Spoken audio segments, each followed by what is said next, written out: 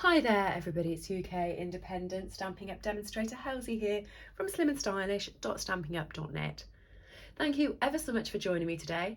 Today I'm going to show you how to make a real quick, simple and easy gift bag. So I have got some goodies here. I haven't got any wrapping paper, so I'm going to pop them inside a really nicely presented and positioned gift bag. I have got one sheet of 12 by 12. Let me show you how I will quickly make the correct size bag for these goodies. So what I actually have is I have a mini sticker tablet. This is the biggest of what I have. So let me just grab that and measure it out for you.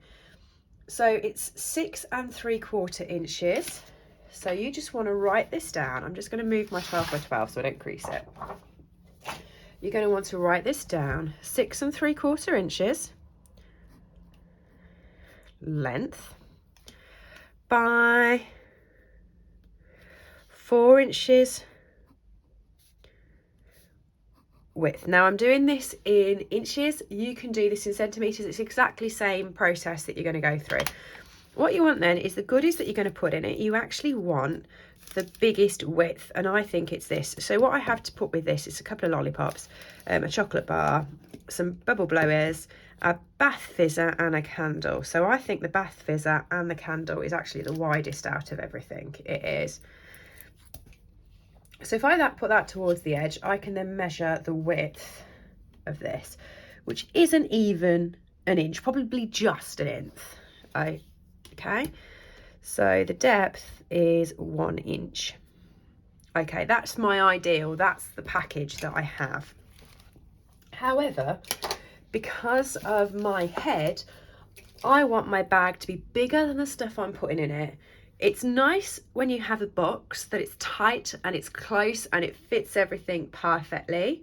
So for instance, this is another box that I have made. You'll see there is a video of this on my channel already. I've already done a video for this one, but it fits perfectly what's inside it. Let me just, if I can open it, I'll show you. This fits perfectly, cream eggs. Okay, and I did another one that had candles in and that fit perfectly. For boxes, that's what you want, something that's going to fit perfect. But for bags, you want them on a slightly bigger scale. All right, so let me show you how I'm going to work this out.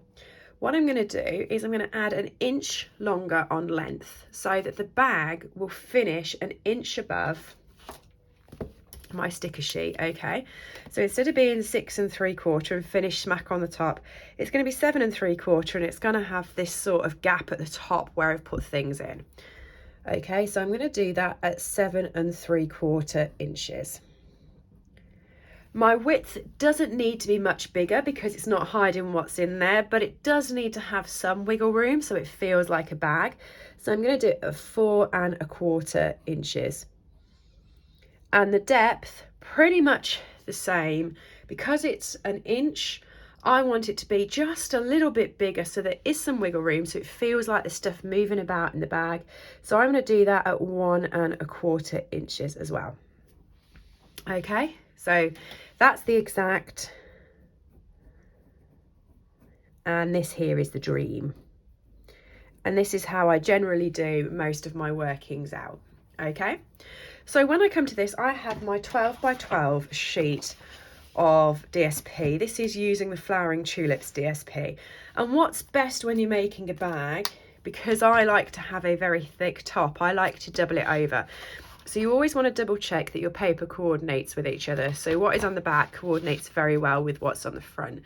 Sometimes our DSPs have patterns on the back that don't go fantastically well with what's on the front. And if you're doing a bag like what I'm doing now, you want to just make sure that they coordinate quite nicely with each other, which they do because it's the same colour out there and the same colours in there. So it works very well for me. Okay, this is 12 by 12. So what I'm going to do first of all is I'm going to work on the width. All right, so here's my 12 by 12. Okay, and at the moment it's 12 inches. So what I need is 4 1/4 inch to start it off, and this is going to be my front panel. Then I need 2 side panels, which will be the dimensions. So what you need to think is it's width, dimension, width, dimension, and then tab. Okay, so the dimension is going to be dimension, I mean depth, width, depth, width, depth, width, tab. Yes, you know where I'm going. D means depth, not dimension. Kind of the same-ish thing, I'm going to say though. Again, 4 1/4 inches. Again, 1 1/4 inches. Now the tab, you're not going to see. This is just what's going to stick it together, and you can have this any size. My head is instantly telling me I want it at 1 inch, but you could do it at 1/2 inch. You could do it at 1/4 inch if you wanted to. So it's up to you what size tab you want best. The reason I've gone for 1 inch is because that's plain simple. 4, 5, 9, 10, 11 inches already there. So I have 1 inch left. That means I don't have to do any cutting at all. I'm lazy. I like not cutting. And then you've got the length. Now, with the length, you want to have the D at the bottom.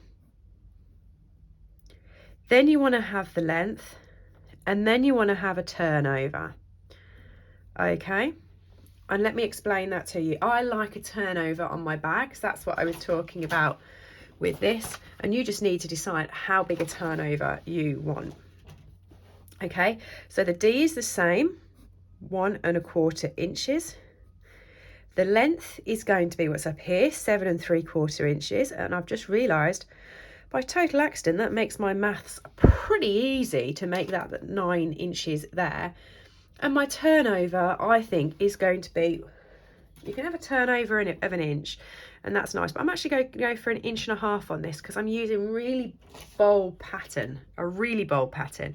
And I think it stands out more if I have a bigger turnover. So I'm going to go for 1.5 inches on that. So with my maths, 7, 8, 9, 10, 10.5 inches. So I do need to do some cutting here. I'm not going to get away from the fact that I need to do some cutting. But that's how I work out my score lines and my cutting for my bags. It's really quick and simple. Okay, so my 12 by 12 paper, my scoring and trimming tool. Now what I'm going to say with this is use your paper wisely. Okay. The width needs to be the way the paper's pointing. So my width is going to be up here. If I did it that way, I'm going to have a bag of sideways tulips, which are going to look daft. And if I did it that way, I'm going to have upside down tulips. So I want to make sure I'm using my paper correctly. So the width is 12 inches. So I don't need to worry about that. But the length, that's 10.5 inches. So I do need to turn it. And I do need to trim it.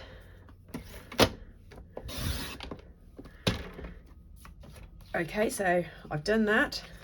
It's now 10.5 inches by 12 inches. Okay, what I'm going to do is I'm going to turn the pattern over because I like scoring into the pattern.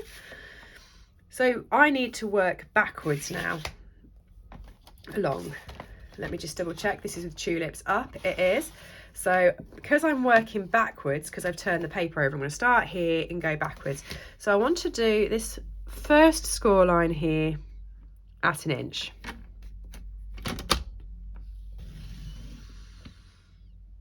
And that's going to be my tab.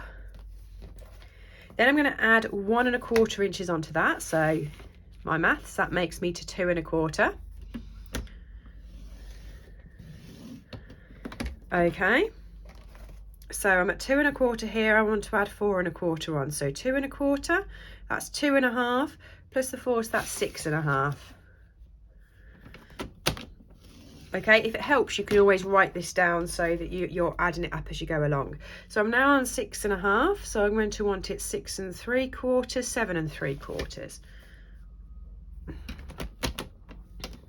Make sure you're using your scoring blade. I went for the trimming blade then.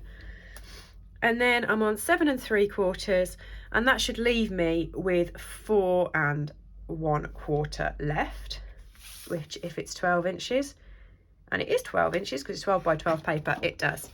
So those are all my score marks for that section. Now what you want to do is you want to make sure that you've got your paper in the right direction for doing your score marks here. Okay, so you want your D, your depth or dimension, whichever one I'm sillily going to say it is now, at the bottom so that your tulips are facing upwards. So I'm going to start with the 1 1/4 on the bottom. So I'm turning it so that I'm doing this bit first. My tulips are going in the right direction. So I'm going to trim it at 1 1/4, sorry, score it at 1 1/4. And then I want to add 7 3/4. So that's 9. But what I'm going to do at 9 is I'm actually going to turn it over, and I'll explain to you why. Because I want to turn this the other way round. I want this to go outside rather than the inside. That's why I've scored the paper the other way. Okay, so you can put your trimmer tool away now. You can grab your bone folder and you just want to score along all of these lines. So let me show you. This one here is going to come in because that's the bottom of the bag. Okay, but this one here, this one is going to come outside because this is your turnover at the top and is going to be the top of your bag. Okay, so now I can fold all of these in line with where they should be.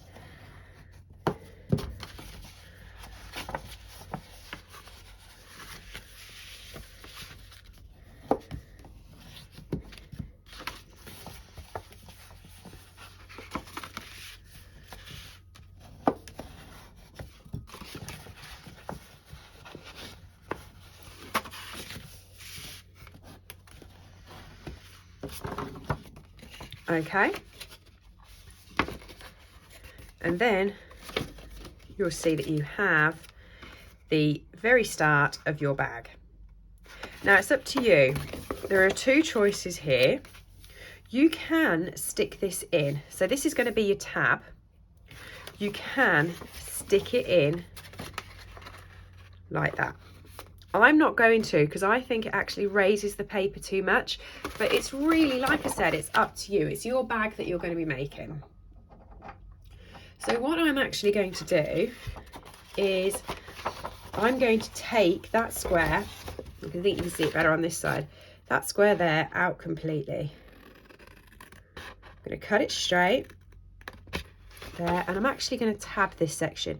I find when you start sticking bags together, it's much easier to tab. And then what I'm going to do is down the bottom, because there's absolutely no place for this corner. This isn't even a if you want it. There's no place for it. I'm going to cut that out. And on these bits here, I'm going to turn these into tabs. So as I said, I like a bit of wiggle room in my tabs. I don't like them to be cut directly straight because I think that always leads for a bit of messiness. There are people who are so straight-handed and they manage to attach these completely flat, and that's brilliant. I am not one of those people.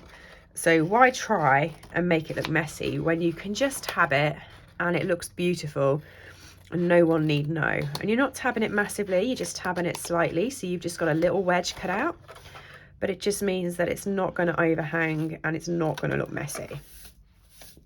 Okay. So then what you're going to need is the glue.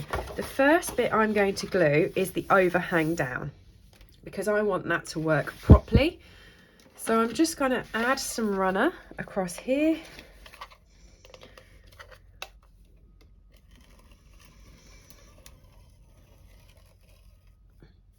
Now ordinarily I would use Tombow for the top bit because it provides some wiggle room and it makes sure it sits flat. However, it does take a little bit of time to dry when you've got new moves to be making with it, and I'm doing a video. So instead I've used tape runner. Okay, the next bit I'm going to stick is down here. Now ordinarily I would use a tape runner or sticky strip for this section, and I'd make sure there's quite a bit on and you've covered the whole flap so that it sticks fast and tight. And then I'm going to bring the bag over and you can see where it joins, and I'm going to stick it up.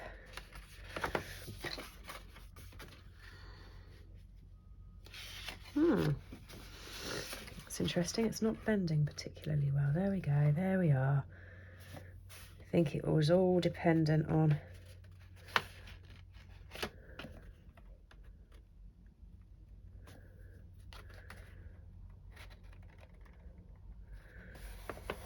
there we go. So that's now stuck.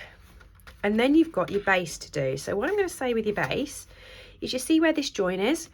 Make this the back of your bag. And you want the back of your bag to have all your joins.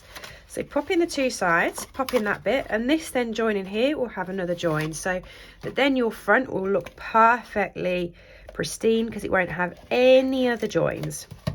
Okay? So there's your bag. Now you might see it where people pop in pouches and they actually do it like that. With that, all you need to do is push your fingers in and just mold this down like that, so it actually sits nice and flush. And again here. Okay. And then you've actually got your proper little shopper with the sides in. And just to double check that we've done our maths right, and this is where you hear me scream when I haven't, but I have, it's just fits in there quite nicely. I'm going to pop all my goodies in here. So this is actually for one of my teammates. We've got a retreat this weekend. I packed her some goodies. She also has 2 little grandchildren, so I popped in some goodies for them. That's my pouch. Now it's up to you. You can put a really nice ribbon on this, or if you have any clips, which I do somewhere, you like these, you could put those on. However, I'm going to do a ribbon. So what I'm going to do is I'm going to put me 2 holes very close together. Okay, so I'm just eyeballing this. I reckon that's about the middle. So I'm going to take it just a centimetre that way, pop myself a hole through, and then I'm going to, like I said, I'm keeping these very close to each other. I'm going to pop myself another hole there. I'm just off centre, but I'm not really caring that much because you're not going to see, because I'm going to pop my ribbon on. So what I'm going to do is really give this ribbon some definition. I'm going to go in through the one hole. 1, 2. It's annoying me it's not straight. I shouldn't have eyeballed it. I should have measured it, but I eyeballed it, so you know. And then through there, I'm going to pull it back. Do.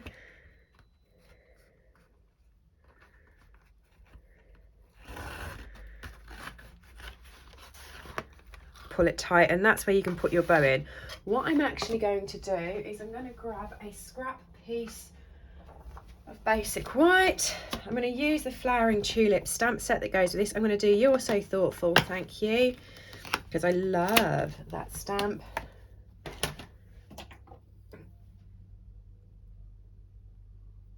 I am going to grab my pool party stamp set so that when the person in my team who I'm giving this to sees it, she will laugh because she thinks I'm addicted to pool party. And she said this week, have you had to re-ink it? Look, it does need re-inking. Pool party is such a great colour. Stamp that down. She's going to love when she sees the pool party on this card. I can tell you it'll be the first thing she says. Oh, you've been playing with pool party again. Now, I could do this with the circle punch, with the circle dies. I could run it through my die cut machine, but I said this was going to be quick and I don't want to. So instead, I'm actually just going to do it with one of my punches. And then I'm going to use my hole punch, but if you wanted to get a Stampin' Up punch, this one's a great one to do because it's multi-purpose and you can actually put holes into your labels by using that piece there. Okay, so I'm just going to tidy this up again so I can whip it through that hole.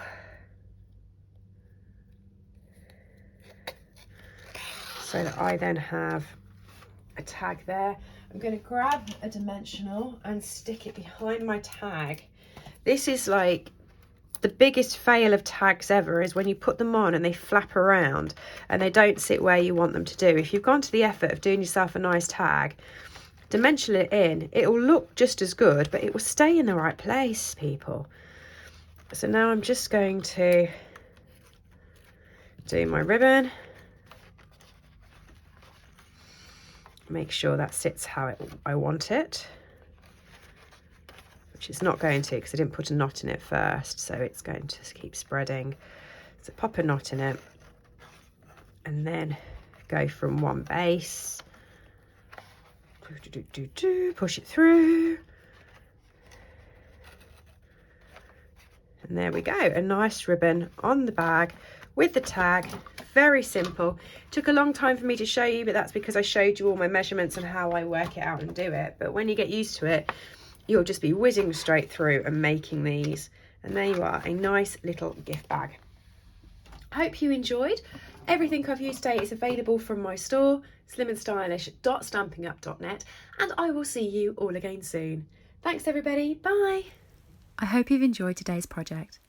All items that I have used on this video are available to purchase from my store, www.slimandstylish.stampingup.net. Alternatively, if you would like a copy of our catalogues, please send me an email to slimandstylish@live.co.uk or leave me a comment below and I'll get in touch with you.